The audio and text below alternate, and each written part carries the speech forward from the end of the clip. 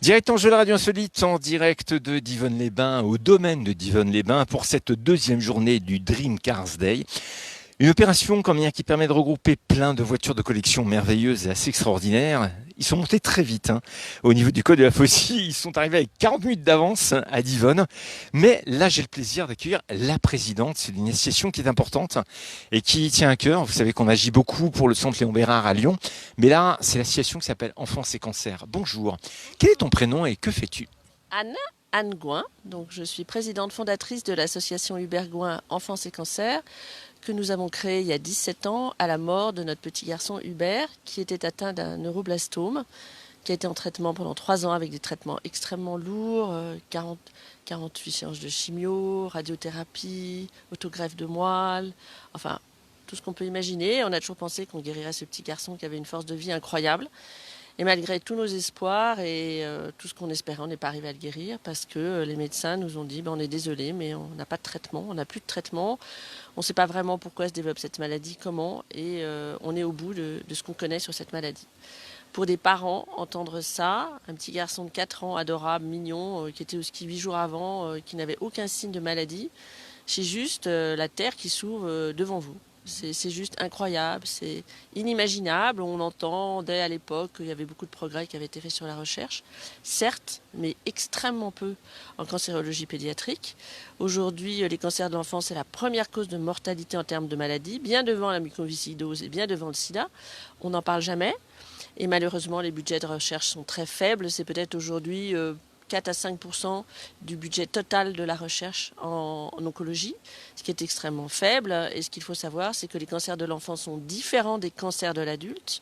C'est une centaine de maladies rares, d'où la nécessité de faire des recherches spécifiques sur ces maladies qui sont pour la plupart des maladies rares, à l'exception de la leucémie, qui est une maladie relativement bien connue maintenant. Aujourd'hui, on guérit à peu près 80% des leucémies, ce qui est extraordinaire, même peut-être un peu plus. Mais c'est grâce à tous les progrès qui ont été faits pendant 20 ans et grâce à cette recherche. Donc la recherche est fondamentale. C'est pour ça que nous avons créé cette association qui a pour but de soutenir la recherche sur les cancers de l'enfant. On a l'impression d'entendre toujours parler du cancer chez la femme, du cancer du sein, cancer de l'utérus. Et comment ça se fait, le cancer de l'enfant? Ça a toujours existé ou c'est quelque chose qui est apparu? Alors le cancer de l'enfant, c'est quelque chose qui a toujours existé, dont on ne parle pas, dont on ne parlait pas. C'est un sujet extrêmement tabou. Pourquoi? Parce qu'en fait, c'est tellement contre nature. Un enfant qui développe un cancer, c'est vraiment contre nature. Un adulte qui développe un cancer, c'est déjà très difficile. On se dit, mais finalement, pourquoi j'ai chopé ce truc-là? Pourquoi? Alors, on peut, et c'est pas obligatoire, corréler chez l'adulte, par exemple, le développement d'un cancer du poumon, pour faire simple. On peut corréler ça au fait que cette personne a fumé, ou a eu une vie peut-être où elle a peut-être un petit peu trop bu, ou a eu une vie peut-être pas extrêmement saine. On peut corréler chez les cancers de l'adulte une certaine hygiène de vie avec certains types de cancers. C'est envisageable, et aujourd'hui, on sait, d'après les études, que souvent c'est corrélé. Chez les enfants, malheureusement, c'est pas le cas. Un enfant qui développe un cancer, souvent dans nos pays, notamment européens, on ne sait pas pourquoi. Et c'est le gros problème. Il y a certaines maladies, on se dit un facteur génétique, ok, mais il y a beaucoup de cancers chez l'enfant. Aujourd'hui, on ne sait pas pourquoi ils se développent. Et c'est justement pourquoi la recherche est si importante, parce qu'on fait des travaux là-dessus pour essayer de comprendre pourquoi, comment et quels sont les traitements adéquats pour ces enfants. Et là, il y a quand même eu des progrès de fait en 20 ans, mais il y a encore un immense champ devant nous qui s'ouvre avec l'immunothérapie, avec les traitements ciblés, avec justement les séquençages des tumeurs. Ça, c'est un champ qui s'ouvre devant nous, mais pour pouvoir utiliser toutes ces nouvelles, entre guillemets, technologies, il faut faire de la recherche. La recherche, ça coûte cher, et il faut justement que des associations comme nous puissent collecter pour soutenir des projets. Chaque année, nous, on lance un appel à projets aux différents hôpitaux qui font de la recherche clinique. On a un comité scientifique qui est très pointu sur la sélection des projets. Et à partir de là, on sélectionne des projets de l'Institut Curie, de Lyon Bérard, de l'Institut Gustave Roussy et quelquefois des projets aussi en Suisse également, à partir de l'évaluation des projets par ce comité scientifique. C'est un peu étonnant parce que là, on a l'impression qu'on a trouvé un vaccin contre le virus de la Covid en moins de 10 mois. Et là, ça fait des années que ça dure. C'est lié à quoi?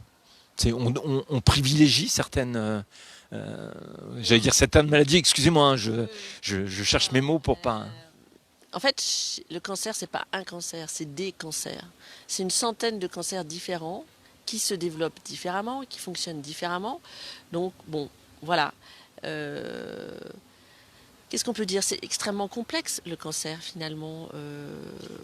Juste pour bien comprendre, c'est un virus, c'est un problème héréditaire, comment est-ce qu'on peut l'expliquer? C'est pas un virus, c'est finalement une multitude de facteurs qui, à un moment donné, font qu'un cancer se déclenche. Il y a peut-être un petit terrain familial, il y a du génétique, il y a de l'épigénétique, il y a de l'environnement, il y a, je pense aussi, un facteur peut-être environnemental au niveau du stress. Enfin, c'est multifactoriel. À un moment donné, ça se développe. Mais par exemple, chez notre petit garçon qui avait 3 ans et demi, qui était un superbe enfant, qui avait une tête de plus que les autres, très rapide, très épanoui, très aimé, dans une famille où il était choyé. On n'a jamais compris pourquoi ce neuroblastome s'était développé. 8 jours avant, on était au ski, il allait super bien, on n'a jamais compris. Et on ne sait pas, et on n'a aujourd'hui pas de réponse. Donc Ça doit être... Oui, c'est ça, tout à fait. C'est très désarmant pour des parents. Et puis il faut aussi savoir, pour la faire courte, que des pathologies qui touchent beaucoup de monde, en général, on met pas mal de budget et ça intéresse les laboratoires pharmaceutiques pour développer certains types de médicaments. Quand ce sont des maladies qui sont plus rares, qui touchent moins de personnes, donc qui sont finalement beaucoup moins lucratives, c'est beaucoup plus difficile. C'est un peu cru de dire ce que je vais dire, mais si c'est rentable, ça va plus vite que si ça n'est pas rentable.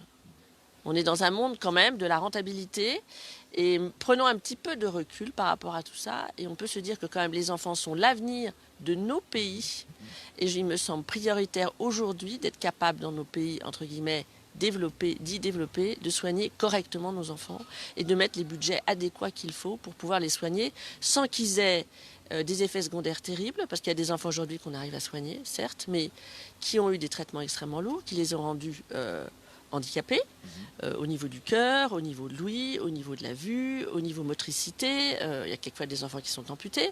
Et en plus, certains de ces enfants qui ont eu des traitements très très lourds risquent de développer un deuxième cancer. Donc ce sont des enfants qui finalement ont quelquefois des traitements lourds, mais il n'y a pas d'autre choix, et qui auront des séquelles à vie. Et c'est quand même très perturbant de voir un enfant qui a des séquelles à vie d'un traitement, mais il n'avait pas le choix, ça devait le sortir d'affaire. Donc on doit aujourd'hui vraiment arriver à trouver des traitements ciblés, des traitements justement qui soient beaucoup moins dévastateurs au niveau des effets secondaires. Et c'est tout l'enjeu des années à venir, et c'est tout l'enjeu de la recherche aujourd'hui en oncologie pédiatrique. Je vous remercie parce que c'est vrai que quand j'ai voulu poser la question, je n'osais pas parler de ce côté business et tout. Et pourtant, nous, à Lyon, on a quand même pas mal d'entreprises concernées dans le domaine de la médecine. En 17 ans, il y a eu des évolutions conséquentes ou l'évolution, c'est encore demain? Non, alors je dirais que nous, quand on a créé l'association des 17 ans, d'abord, on était une des seules associations qui existait. Il y en avait très très peu. On a créé cette association avec le docteur Jean Michon, qui était chef du service d'oncologie pédiatrique à Curie jusqu'à maintenant, qui vient de prendre sa retraite, qui était président de la Société française des cancers de l'enfant et qui était aussi président du conseil scientifique de la SPOC, de la Société d'oncologie pédiatrique suisse. Donc c'est quelqu'un qui, je dirais, a donné sa vie pour les enfants, pour la recherche, justement pour... C'est un homme qui était assez remarquable et qui était passionné par son job. Il a fait lui-même de la recherche. Et voilà, on a créé donc cette association ensemble et on a fait du mieux qu'on a pu. En 17 ans, il s'est passé énormément de choses. Et là, je dirais que depuis 3-4 ans, avec l'immunothérapie, avec le séquençage des tumeurs, avec les traitements ciblés, il y a vraiment un champ extraordinaire qui s'ouvre devant nous. Ce champ, voilà, il est déjà, on travaille pas mal là-dessus pour les adultes et c'est extraordinaire parce qu'on arrive à soigner des cancers qu'on n'arrivait pas à soigner maintenant. Il faut vraiment qu'on puisse faire la même chose pour les cancers pédiatriques et c'est tout l'enjeu de ces prochaines années. Donc il faut vraiment arriver à sensibiliser l'opinion publique sur l'importance de la recherche, arriver à trouver des fonds pour soutenir nos chercheurs et leur donner des moyens pour travailler et au final pour guérir mieux et plus nos enfants parce que c'est vraiment ça l'enjeu de ces prochaines années. Est-ce qu'il faudrait lancer un cancérothon? Enfin, m'en voulez pas. Je parle de cancérothon en pensant au Téléthon et tout ça. Est-ce que ça serait quelque chose qui pourrait se faire? Oui. On parle beaucoup du Téléthon, c'est très bien. On a aussi beaucoup parlé du sida avec le SIDAction, qui sont des événements que moi je trouve extrêmement intéressants en termes de sensibilisation au niveau du public en général, en termes de collecte de fonds aussi, parce que ça a permis des progrès majeurs en termes de recherche. effectivement, ce serait une très bonne chose si on arrivait à faire un genre cancéroton pour les enfants. Ça serait extraordinaire. Il faudrait arriver à faire ça. Pour ça, il nous faut un petit peu d'aide au niveau politique, au niveau des médias, au niveau de... Mais ça serait quelque chose justement qui serait vraiment à faire. Dans les jours, les semaines, les mois à venir, vous avez d'autres temps forts, parce que là on est donc à Divonne-les-Bains et le Dream Cars Day a décidé de parrainer votre association. Est-ce que ça n'est qu'un événement à l'année ou vous en avez d'autres? Alors déjà, ça fait 5 ans qu'on est partenaire de Dream Cars Day. C'est vraiment un partenariat super chouette. Nicolas est un garçon avec une énergie redoutable qui aime beaucoup la cause qu'on défend. Il a tous ses pilotes qui sont absolument incroyables. Et c'est vraiment un très très beau partenariat qu'on aime beaucoup. Aussi avec la mairie de Divonne. C'est un très beau... c'est une belle rencontre, je dirais. Voilà. Oui, on a d'autres événements. On est très heureux parce que pendant cette année, on a été très privés de tous nos événements à cause des problèmes sanitaires qu'on connaît. On arrive dans le mois de septembre, c'est Septembre en Or, donc c'est le mois international des cancers pédiatriques. Donc voilà, vous allez peut-être voir que je porte un petit ruban doré qui est comme le ruban rose pour Octobre Rose. Maintenant, on a Septembre en Or pour les cancers pédiatriques et j'invite tous les gens qui nous écoutent à acheter des petits rubans dorés. Ils peuvent contacter l'association Hubert Gouin Enfance et Cancer pour avoir des rubans dorés. En signe de soutien au cancer pédiatrique pendant tout le mois de septembre. Dans ce cadre-là, on a pas mal de choses qui sont prévues. D'abord, toute l'agglomération du Pays de Gex soutient Septembre en Or et donc chaque mairie va faire une photo avec le panneau de Gravir, qui est l'association finalement qui regroupe 13 associations qui travaillent ensemble pour les cancers pédiatriques. Donc tout le Pays de Gex se mobilise, chaque commune va faire une photo et va mobiliser ses élus. Nous avons le 4 septembre prochain une soirée avec le monde du bâtiment qui se mobilise pour Enfance et Cancer dans le cadre de Septembre en Or, dans le Pays de Gex. Nous avons également le 14 septembre au Petit Théâtre de Divonne, qui est dans le cadre justement du Casino de Divonne. Une très belle soirée où Muriel Sibilia présentera son livre « Sortir de l'ombre, les frères et sœurs d'un enfant gravement malade ».